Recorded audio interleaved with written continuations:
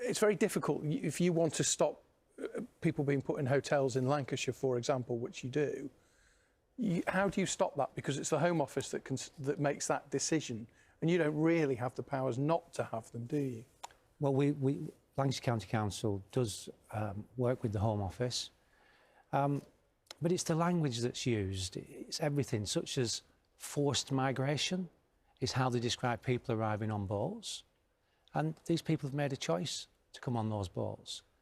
You know, Serco is a government contractor, are advertising now 5-year leases, guaranteed to landlords.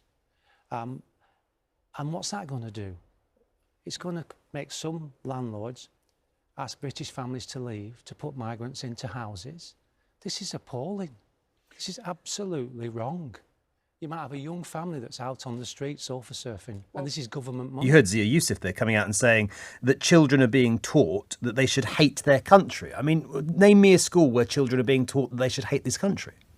Well, I can tell you anecdotally from my own educational experience that through primary school and secondary school, the historical education that we received was pretty minimal.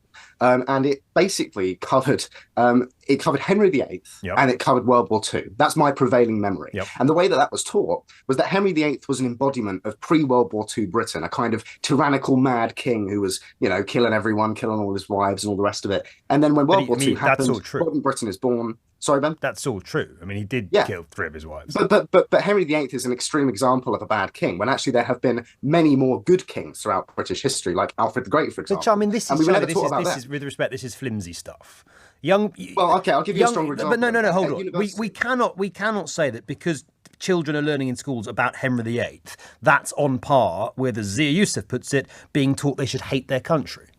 But it's the way in which it's framed. When I was at university, I was a professor said to me in a free speech seminar of all things that those hanging the English flag off of their wall were probably a racist. And I had my flag on the wall at the time, as you can see behind me. I mean, it's a Union flag today, but it was an English flag at the time.